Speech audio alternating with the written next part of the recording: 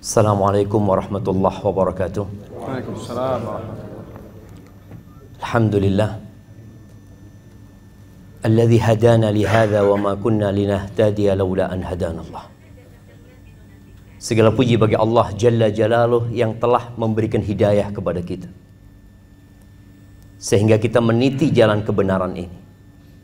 Kalau bukan karena karunia Allah, entah kita menjadi manusia yang seperti apa. Allahumma salli wa sallim ala abdika wa rasulika Sayyidina wa maulana Muhammadin wa ala alihi wa ashabihi ajma'in. Ya Allah, semoga salawat dan salam, berkah dan nikmat senantiasa Engkau curahkan untuk hamba kekasih-Mu, untuk baginda Nabi kita Muhammad alaihi salatu wassalam, untuk keluarga beliau, untuk istri-istri beliau, untuk putra-putri beliau, dan untuk seluruh sahabat Nabi. Semoga Allah meridai kita bersama mereka. Amma ba'd, untuk saudaraku Ubay bin Abdul Aziz Bawazir, subhanallah, perjalanan panjang engkau tempuh meninggalkan kota Jakarta untuk datang menjumpai takdirmu. Karena Ubay ini sebelum nikah sudah keliling cari harim sama kita orang. Dan ternyata Allah menakdirkan buat Ubay di sini, di kota Malang ini. Namun ternyata jodohnya Ubay ini mahasiswi di STDI. Masya Allah. Seorang mahasiswi yang belajar agama, yang menuntut agama, yang semoga Allah menjadikannya wanita yang berkah. Kalau boleh ana memberikan nasihat kepada diri ana sendiri dan kepada semua yang hadir, khususnya Ubay, ketahuilah bahwa tidak ada alasan bagi seorang lelaki berzina tatkala Allah telah memerintahkan untuk menikah dan dimudahkan pernikahan itu. Allah mengatakan fankihu ma tabalakum minan nisa mathna wa thulatha wa ruba'. Allah katakan nikahilah wanita-wanita yang baik, 2, 3, atau 4. Fa in khiftum alla ta'dilu fawahidah aw ma malakat aymanukum. Dzalika adna alla ta'ulu. Tapi kalau kalian tidak mampu, maka solusinya adalah satu cukup. Gak mampu berlaku adil, takut, khawatir, maka cukup satu. Atau dari budak-budak yang kalian miliki. Kita sekarang sedang menghadapi seks bebas yang menakutkan di negeri kita ini, di mana orang-orang menunda pernikahan, tapi mereka telah melakukan perbuatan yang dimurkai oleh Allah Azza wa Jalla. Ahibati fillah, pernikahan itu mudah. Ini ada Bapak KUA dari sini. Apa sih yang diperlukan untuk menikah? Wali ya Pak. Kemudian 2 saksi. Lalu kedua mempelai, mahar, dan akad nikah selesai. Nggak perlu antum hadir semuanya. Kehadiran kita itu untuk walimah, untuk makan-makan. Makanya tatkala Abdurrahman bin Auf datang dengan ada bekas pacar, mungkin parfum di tangannya, Rasulullah SAW bertanya, "Mahyam ya Abdurrahman?" Ya, ada apa ya Abdurrahman? Kata Abdurrahman, "Tazawwajtu ya Rasulullah." Aku sudah nikah. Artinya dia nikah tanpa dihadirin oleh Rasulullah SAW. Dia udah nikah. Karena yang diperlukan adalah kehadiran walinya sama 2 saksi sama mahar, selesai. Tazawwajtu. Lalu Nabi SAW mengatakan, "Aulim walau bisyah." Engkau bikin walimah walaupun dengan 1 ekor kambing. Maka kita pun hadir di tempat ini menghadiri walimah pernikahan saudara kita Ubay. Begitu mudahnya jemaah pernikahan itu, tapi banyak kita mempersulit pernikahan itu. Dulu ada seorang laki-laki yang melamar wanita, kemudian dia kasih sundrangnya. Kata orang tua perempuannya, nggak cukup. Kenapa? Buat nyewa sendoknya aja nggak cukup. Masya Allah. Karena sebagian kita menjadikan walimah itu sebagai berbangga-banggaan. Wa hadhil hayatud dunya. Sehingga kita lupa dengan esensi dari pernikahan itu sendiri. Kenapa kita menikah? Coba tanyakan. Orang itu ditanya, "Ente kapan zuat? Antum kapan menikah?" Coba dirubah pertanyaannya. Antum kenapa menikah? Apa tujuannya menikah? Sebagian kita sudah menikah, sudah punya anak, gak tahu kenapa dia menikah. Kecuali satu, menyalurkan syahwatnya. Padahal tujuan kita menikah adalah mendekatkan diri kepada Allah Azza wa Jalla. Hidup ini semua jamaah. Kata Allah, "Wa ma khalaqtul jinna wal insa illa liya'budun." Tidaklah aku ciptakan bangsa jin dan manusia kecuali untuk beribadah kepada aku.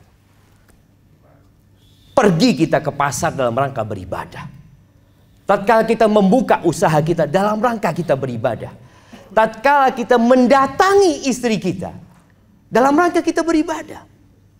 Sampai-sampai Rasulullah sallallahu alaihi wasallam mengatakan, "Wa fi bud'i ahadikum shadaqah." Dan kalian mendatangi istri kalian dapat pahala sedekah.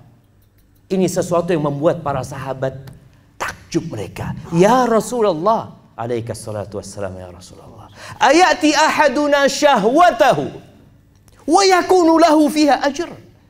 Apakah seorang di antara kita menyalurkan syahwatnya, mendatangi istri, syahwat dia dapat pahala? Apa kata Nabi alaihi salatu wassalam? Ara'aitum law wada'aha fi haramin akana alaihi wizr. Gimana menurut kalian kalau dia salurkan syahwatnya di tempat yang haram, dosa enggak dia? Ya dosa. Kadzalik, seperti itu pula ketika dia salurkan syahwatnya di yang halal. Jadi bagaimana seorang ketika menikah meniatkan dalam rangka beribadah kepada Allah Azza wa Jalla. Ketika Nabi alaihi salatu wassalam menyampaikan kepada para sahabatnya ayat tentang orang-orang yang menimbun harta, bahwa mereka akan mendapatkan azab fatukwa biha jibahum wa junubuhum wa zuhurum. Harta itu akan dihadirkan menjadi setrika untuk wajah mereka, punggung mereka, perut mereka. Lalu para sahabat mengatakan, "Lau alimna ayyu malin afdal fanattakhidhu." Kalau kita tahu harta mana yang paling baik, maka kita akan cari itu harta. Kita akan berupaya untuk mengumpulkannya. Apa kata Nabi SAW? Afdaluhu, yang terbaik harta yang seharusnya kita usahakan dalam kehidupan dunia ini. Afdaluhu lisanun dzakir wa qalbun syakir wa zaujatun mu'minatun tu'inuhu ala imani. Mau tahu harta yang paling baik? Lisan yang pandai berzikir, hati yang senantiasa bersyukur, dan pasangan hidup yang selalu membantu pasangannya dalam rangka urusan akhirat dan keimanannya. Itu tuh tujuan kita hidup jamaah. Maka nasihat anak kepada yang belum menikah, yang akan menikah dan yang sudah menikah, untuk mengadakan muhasabah terhadap kehidupan rumah tangga dia. Perlu adanya redesign kadangkala dalam kehidupan kita jamaah. Rasulullah SAW pernah mendiamkan istri-istrinya. Sebulan beliau punya istri 9. Sebulan tidak ada yang didatengin ke rumah. Beliau hidup di salah satu rumah kecil di dalam kebun. Sampai tersebar berita di kota Madinah bahwa Rasulullah sallallahu alaihi wasallam menceraikan istri-istrinya. Umar datang menjumpai Nabi alaihi salatu wassalam. Dia tanya, "Ya Rasulullah, benar engkau menceraikan istri-istrimu?" "Enggak." Allahu Akbar. Umar bertakbir. Ternyata isu itu tidak benar. Kenapa Nabi alaihi salatu wassalam mendiamkan istri-istrinya 1 bulan? Istri-istrinya minta tambahan nafkah dalam beberapa riwayat. Mereka banyak menuntut kepada Nabi SAW. Seakan-akan visi dan misi sudah mulai menyimpang. Maka kemudian turun firman Allah di surat Al-Ahzab ayat 27, 28 atau 28, 29. Apa kata Allah? Qul ya ayyuhan nabiyyu qul li azwajika. Ketika ayat ini turun, Nabi keluar dari rumah tempat beliau berdiam, datang ke rumah istrinya satu persatu. Yang pertama beliau datangin adalah istri yang paling beliau cintai, Aisyah radhiyallahu taala. Didudukkan Aisyah sama Nabi SAW. Lalu beliau membacakan firman Allah ini. Ya ayuhan nabi, qul li azwajika. Wahai nabi, katakan kepada istri-istrimu. In kuntunna turidnal hayatad dunya wa zinataha fata'alaina umatti'kunna wa usarrihkunna sarahan jamila. Kalau misi kalian, kalau keinginan kalian adalah kehidupan dunia, kemewahan dunia, kenyamanan dunia, fata'alain. Kalian kemari. Aku akan kasih mut'ah. Aku akan kasih harta kepada kalian yang menyenangkan kalian. Kasih pesangon. Wa usarrihkunna sarahan jamila. Tapi kita nggak bisa bersama lagi, sudah. Selamat tinggal. Kita berpisah dengan cara baik-baik. Dan dikatakan itu kepada istri-istri. Bahwasanya kalau beda visi dan misi dalam kehidupan ini, gimana satu berharap surga, berharap akhiratnya nikmat, yang satu berharap dunia. Nggak ketemu jemaah. Wa in kuntunna turidnallaha wa rasulahu wad daral akhirah fa innallaha a'adda lil muhsinati minkunna ajran 'azima. Tapi kalau tujuan kalian, misi kalian adalah Allah, Rasulnya, dan kehidupan akhirat, maka Allah Jalla Jalaluh akan menyediakan pahala yang baik buat orang-orang yang baik di antara kalian. Pahala yang besar, yang indah buat mereka. Ternyata semua istri Nabi memilih Rasul SAW, memilih hidup untuk akhirat. Maka tolong kita memperbaiki niat kita. Kenapa kita menikah? Kenapa kita punya keluarga? Kenapa kita punya anak-anak? Mau dibawa kemana tuh anak-anak? Lihat doanya Nabi Ibrahim buat anak keturunannya. Kebanyakan kita mendoakan anak kita sukses sekolahnya, jadi orang kaya, jadi orang yang berhasil. Nabi Ibrahim berdoa mengatakan, wajnubni wa baniya an na'budal asnam. Ya Allah, jauhkan aku dan anak keturunanku dari menyembah berhala-berhala, ya Allah. Doanya beliau, Rabbi ja'alni muqimas salah wa min dzurriyyati. Ya Allah, jadikan aku orang yang mendirikan salat, ya Allah, dan dari anak keturunanku. Itu yang dipinta. Kemudian bagaimana doanya ibadur rahman? Walladzina yaquluna rabbana hab lana min azwajina wa dzurriyyatina qurrata a'yun waj'alna lil muttaqina imama. Doa mereka apa? Wahai Rabb kami, anugerahkan buat kami dari pasangan-pasangan hidup kami, dari anak keturunan kami, qurrata a'yun, penyejuk pandangan. Anak-anaknya nyenangkan hati orang tuanya. Kemudian jadikan kami pemimpin buat orang-orang yang bertakwa. Bukan pemimpin sebuah perusahaan, bukan bos besar di sebuah tempat yang indah. La lil muttaqina imama. Jadi pemimpin buat orang-orang yang bertakwa. Ahibati fillah, silahkan sukses di dunia, tapi tujuannya tetap akhirat kita. Dan buat Ubay, Allah mengatakan, ya ayyuhalladzina amanu qu anfusakum wa ahlikum nara. Wahai orang-orang beriman, jagalah diri kalian dan keluarga kalian dari api neraka. Itu tugas besar seorang suami. Jangan sampai ya, apa yang dikatakan Amr bin Qais al-Mullai ketika dia mengatakan innal mar'ata la tukhasimu zawjaha 'indallah yaumal qiyamah. Boleh jadi ada perempuan yang menggugat suaminya di hadapan Allah pada hari kiamat. Apa kata perempuan ini? Dia mengatakan, ya Rabbi, hadza zawji. Wahai Rabbku, ini suamiku. Ma'allamani wa la addabani. Allah, dia nggak ngajarin aku. Dia tidak mendidikku. Innama ya'tini bi khubzis suq. Dia hanya menjadi mesin pencari uang. Dia hanya kerjanya datangkan roti dari pasar, dia kasih makan aku. Bas, yang ada dalam benak sebagian suami, sandang, pangan, papan. Alhamdulillah. Kita diciptakan untuk mengabdi kepada Allah. Kita punya tugas besar ngajarin istri-istri kita. Kenalkan dia kepada Allah Ar-Rahman, Ar-Rahim, Al-Malik, Al-Quddus, As-Salam. Sampaikan kepada dia tentang nama-nama Allah. Agar dia mati dalam kondisi mengatakan la ilaha illallah. Agar dia mendidik anak-anak kita dengan benar. Itu tugas seorang suami. Jangan hanya berpikir mencari uang, jamaah. Cari uang, kita hidup di dunia. Allah mengatakan wala tansa nasibaka minad dunya. Ya, jangan lupa kita hidup di dunia. Dan doa kita mengatakan Rabbana atina fid dunya hasanah wa fil akhirati hasanah wa qina adzabannar. Dan Ubay akan melihat nasrah walaupun dia seorang ustadzah, seorang penuntut ilmu, tetap dia perempuan. Yang kata Nabi SAW, perempuan itu naqisatu aqlin wa din. Kurang akalnya, kurang agamanya. Dia tercipta dari tulang rusuk yang bengkok. Lihatlah kepada kelebihannya. Dan insya Allah ketika engkau melihat kepada kelebihannya, rumah tanggamu akan diberkahi sama Allah Azza wa Jalla. Dan contohlah Nabi SAW. Khairukum khairukum li ahli. Karena sampai jam berapa ini jangan? Nah, soalnya anak juga jam berapa? Nanti lanjut lagi gitu ya. Baik. Jemaah. Untuk Nasrah juga. Nah, iya.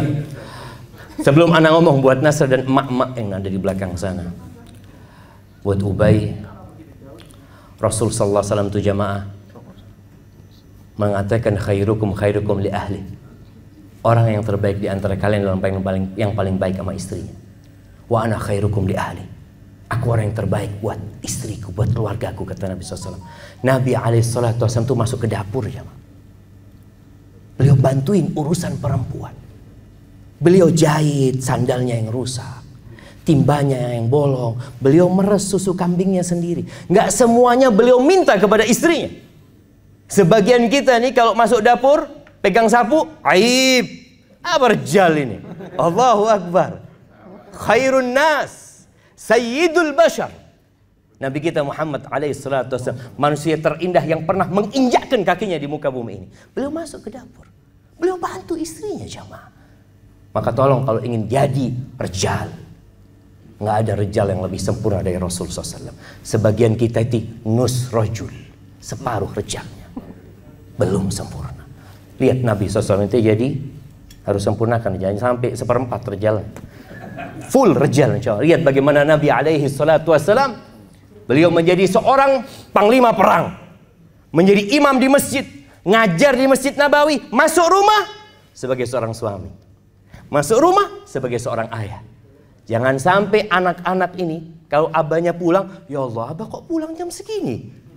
Dia nggak kepingin abahnya pulang. Ada istri kalau lihat rejalnya datang, na'udzubillah, datang lagi nih rejal. Na'udzubillah jemaah. Jangan sampai. Karena ada istri yang tidak merasakan sakinah ketika suaminya di rumahnya.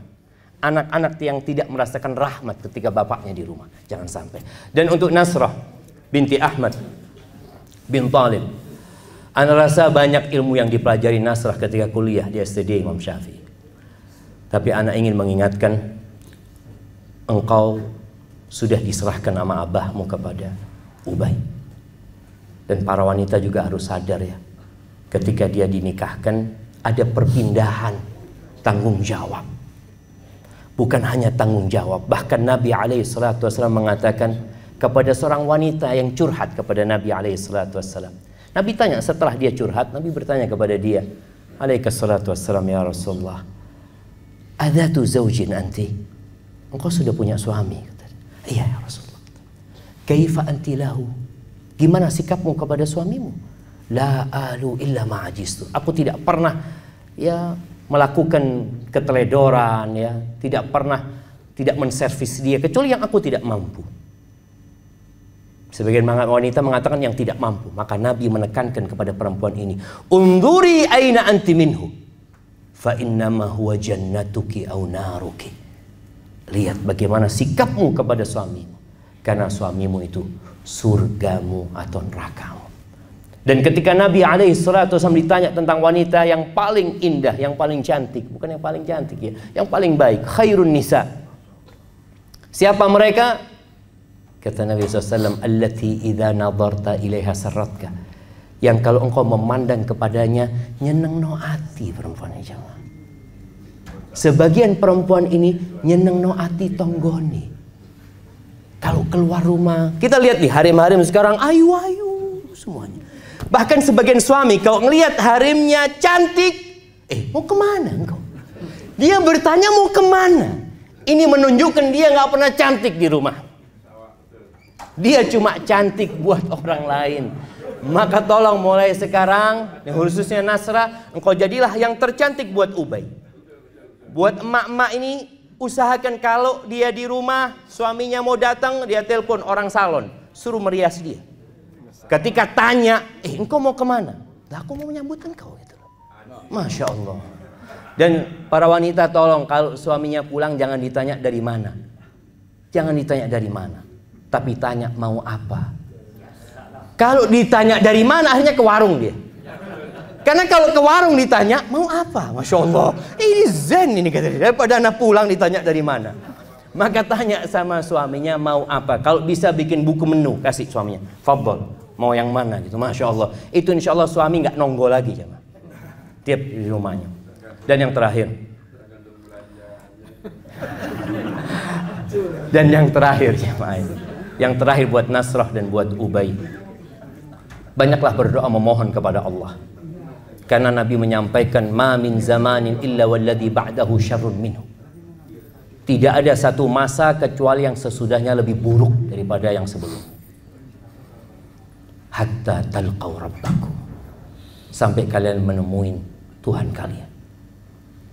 Maka tanpa pertolongan Allah kita tidak akan bisa melewati masa-masa sulit ini. Maka semoga doa akan memudahkan jalannya Ubay. Ana doakan barakallahu lakuma wa baraka alaikuma wa jama'a bainakuma fi khair. Sallallahu ala nabiyyina Muhammadin wa ala alihi wa sahbihi wasallam.